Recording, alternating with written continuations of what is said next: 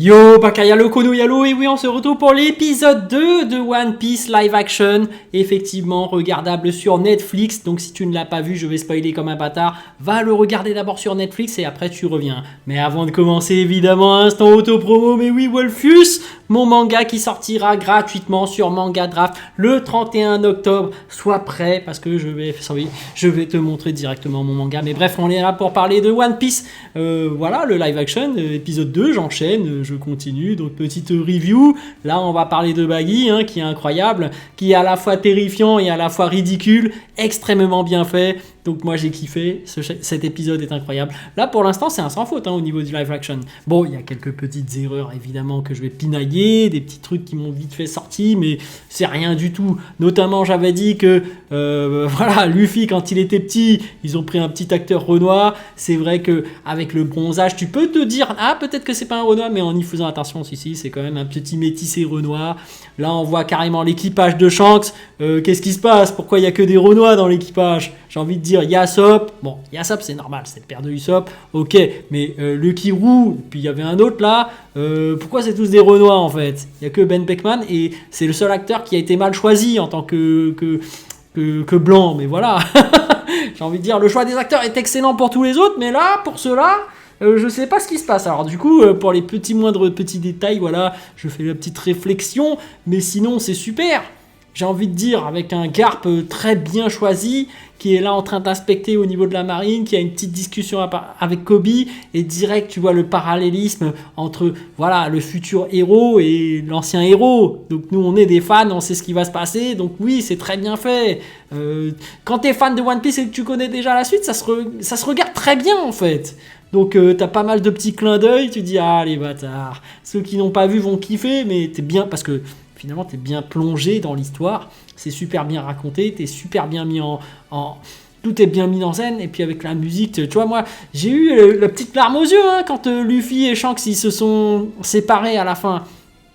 Et que Luffy disait, voilà, Shanks lui dit, il pose son chapeau sur lui, voilà, ce trésor, t'as compris, c'est mon plus grand trésor, prends-en soin, tu viendras le rendre quand tu seras un grand pirate. Et c'est pour ça que pour Luffy, c'est le plus grand trésor à ses yeux. Et forcément, Luffy deviendra le plus grand roi des pirates. Il deviendra roi des pirates. Et le trésor du roi des pirates, forcément, c'est son chapeau de paille. Voilà! D'emblée, deuxième épisode, on te répète que voilà, le chapeau de paille et le One Piece, c'est le trésor du roi des pirates. Luffy deviendra le roi des pirates. Et son plus grand trésor, c'est son chapeau de paille. Mais comment tu peux ne pas savoir que c'est le chapeau de paille? Là, on te donne tellement d'indices, tellement de voilà, en fait, je pense que Oda, il est extrêmement malin parce que lorsque tu sauras à la toute fin que le chapeau de paille, c'est le One Piece, tu peux tout regarder depuis le début et tu dis non, bâtard, tous les foreshadowing qu'il m'a mis et je savais pas depuis le début que le One Piece c'était le chapeau de paille, mais là c'est un indice évident. Deuxième épisode, le trésor de Luffy, c'est le chapeau de paille. Luffy c'est quoi? C'est le roi des pirates. Le roi des pirates, son trésor, c'est le One Piece. Donc c'est le chapeau de paille. Voilà, tout est dit déjà, mais oui.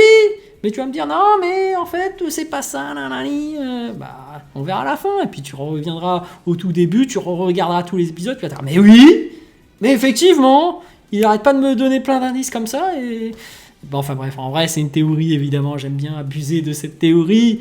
Mais moi j'y crois, donc voilà. Mais sinon, voilà, super épisode avec Baggy qui arrive et qui a une confrontation directement. Et c'est vrai qu'il fait peur. Avec ses pouvoirs et tout, tu te dis, aïe. Et c'est super bien fait, comment son pouvoir, comment son corps commence à voler dans tous les sens et tout. Et comment il arrive à berner Luffy. Mais par contre, le coup de Luffy qui mange la carte aussi, ça... Tu vois, comment ça se fait qu'il arrive à le recracher comme ça, sans entamer la carte, parce que justement, tu es censé digérer. Bon, après, oui, il y avait le socle qui fait que, bon, ça se digère pas, mais même... Bon, allez, pourquoi pas?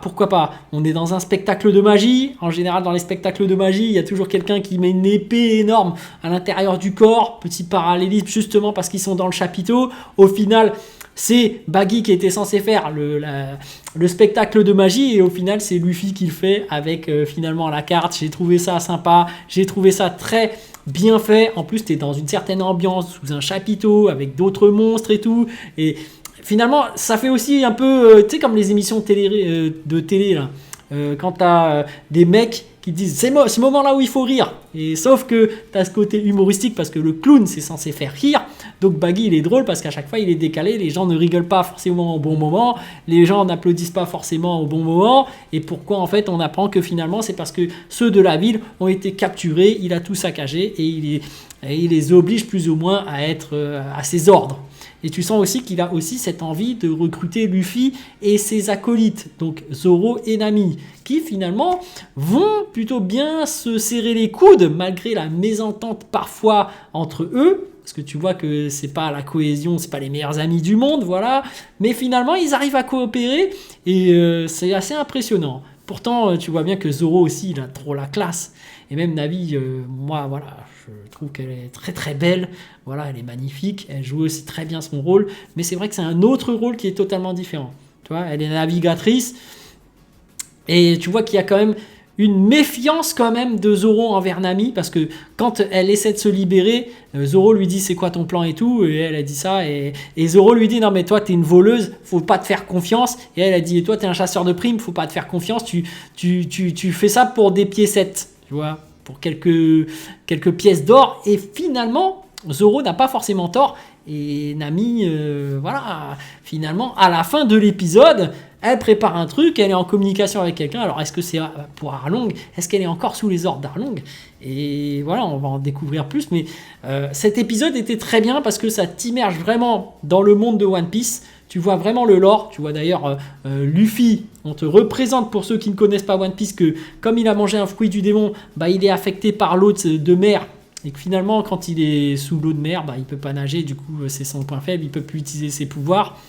Par contre, effectivement, Nami, comment elle a lancé son bâton et cassé le verre, là, j'ai trouvé ça balèze quand même. Hein. Alors que Luffy à l'intérieur, qui a une force incroyable, n'a pas réussi de l'intérieur. Mais bon, on va dire que c'est parce qu'il était sous l'eau de mer et que en réalité, il ne peut plus utiliser son pouvoir parce qu'il ne peut pas nager. Petite incohérence, par contre, il faut le souligner, même si Eiichiro Oda est derrière tout ça, ils ont précisé de l'eau de mer, alors qu'en réalité, quand c'est de l'eau normale, il n'y arrive pas non plus, hein, Luffy. En fait, il suffit d'être dans de l'eau, même si c'est pas de l'eau de mer. C'est en fait le fait de ne pas savoir nager, c'est ça qui fait que tu perds tes pouvoirs quand tu as bouffé un fruit du démon. Faites attention, regardez bien le manga parce que c'est précisé ça. C'est pas forcément de l'eau de mer, mais c'est bien de l'eau. Même si c'est de l'eau plate, même si c'est de l'eau gazeuse, tu prends tout ce que tu veux. Du moment que c'est un liquide et que t'es assez immergé dans l'eau de sorte à vouloir nécessiter à devoir nager, bah tu peux pas et tu perds tes pouvoirs. Donc voilà, petite erreur par rapport à l'épisode 2. Voilà, je pinaille hein, évidemment, mais sinon très bel épisode, très bien fait. Mise en scène incroyable, un Baggy exceptionnel, comme d'habitude, et un Luffy qui joue son rôle à merveille. Hein, en plus, toujours avec son sourire qui est communicateur, hein, quand il se fait ligoter et étirer. Au début, tu entends son cri, tu te dis non, il est en train de souffrir, mais en fait, non, il est avec son sourire, il est là. Incroyable, hein, ce Luffy. Mais bref, voilà, c'est tout ce que j'avais à dire à propos de cet épisode 2, parce que j'ai envie de regarder la suite. Mais c'est très bien fait, on adhère très bien au monde de One Piece, justement. Et puis t'as envie d'enchaîner, t'as envie de regarder la suite, donc je vais vous laisser là. Il y a plein d'autres petits détails par rapport à cet épisode 2, mais je les ai oubliés en fait. J'aimais bien les histoires, les escargophones aussi qui sont très bien faits, avec Garp qui donnait de sa petite salade dessus. Mais voilà, je vais continuer tout simplement, mais voilà, je vais essayer de faire des reviews pour tous les épisodes, voilà. Donc à chaque fois je m'arrête un petit instant pour faire ma petite review et après je regarde l'épisode. Donc ouais, je kiffe pour l'instant. C'est un sans faute, hein. C'est un sans faute. Donc voilà, à part bon le choix des Renois, je trouve bon c'est pas trop grave, tu vois, c'est un petit détail. J'ai rien contre effectivement, mais tu vois, si vous mettez des Renois, mettez des Asiates, hein, tant que vous y êtes. Pourquoi il y a que Zoro? Non mais voilà, c'est du racisme. Souvent les Renois jouent cette carte-là. Moi j'ai le droit de faire la même, hein, après tout. Oda. Toi qui es japonais, pourquoi tu prends pas d'autres japonais ou d'autres asiates, hein, voilà, y a de tout normalement, donc non je déconne, en vrai je suis contre, hein. En vrai je suis contre qu'il y ait le fait d'avoir des asiates. Je préfère que ça respecte vraiment les ethnies de ce qu'il y a dans le manga, tu vois. Comme le Luffy, s'il est mexicain de base, je veux que quand il y a son flashback, il y a un autre mexicain qui le remplace, tu vois. C'est pareil pour Nami. Si Nami elle a un flashback, je veux pas qu'il y ait une Asiate derrière. S'il y a Usopp, Yasop, il doit être de la même origine. Et là, c'est bien respecté au moins pour Yasop. Et d'ailleurs, il est classe. Hein. Yasop qui tire contre le poteau et qui ricoche contre le mec. Ah, ils ont la classe, les acolytes de Shanks, tu vois. Mais bref, voilà. Et puis le roi des mers, j'ai oublié d'en parler, mais il était super bien fait. Par contre, effectivement, en termes de niveau de puissance, je suis désolé de le dire, mais Shanks, il a pas le niveau là. Parce que là, il n'a pas été pris par surprise. Il a été là en train de protéger Luffy, mais le roi des mers, quand il est sorti, il a eu le temps de le voir venir. Hein. Il s'est fait prendre son bras un peu... Voilà, il était prêt, Shanks, à dégainer. Là, je suis désolé, il était un peu lent d'esprit. Normalement, s'il était aussi puissant que ça aurait dû être autrement. Et puis même son coup de haki des rois, bon, c'était pas stylé. Hein. Ils ont zoomé sur son œil. Non, mais ça dépend de la vie de chacun. Mais là, j'ai pas trouvé que c'était épique. J'ai pas trouvé que c'était extraordinaire. D'ailleurs, dans le manga, ou plutôt dans l'animé, je crois que le roi des mers, il tombe carrément dans les vapes. Hein. Alors que là, il s'enfuit juste. Il a juste pris peur. On aurait dit un simple coup de pression. Alors que non, coup de haki des rois, boum, t'es dans les pommes. Tu tombes et tu crèves. C'est ça que j'aurais voulu voir. Bref, avec des gros bruits là. Et un gros truc, gros effet, gros truc épique. Non, j'ai été déçu par ce côté-là parce que voilà, je suis un fan de Shanks, donc fallait mettre quelque chose pour les fans de Shanks, c'est tout. Donc cet épisode 2 était tout de même très intéressant, très immersif, un baggy incroyablement bien joué, bien réussi. Et finalement, ce flashback était très émouvant par rapport à Shanks qui redonne le chapeau de paille à Luffy. Et sincèrement... pour moi, c'est clair qu'il est net que le chapeau de paille, c'est One Piece. Hein. Là, après cet épisode, comment tu peux en douter? Oui. Bon, c'est une théorie, évidemment, il se peut que j'ai tort. Bref, allez, sur ce, je vous dis donc à plus dans le bus, ou plutôt à plus tard dans le car, ou plutôt à bientôt dans le bateau.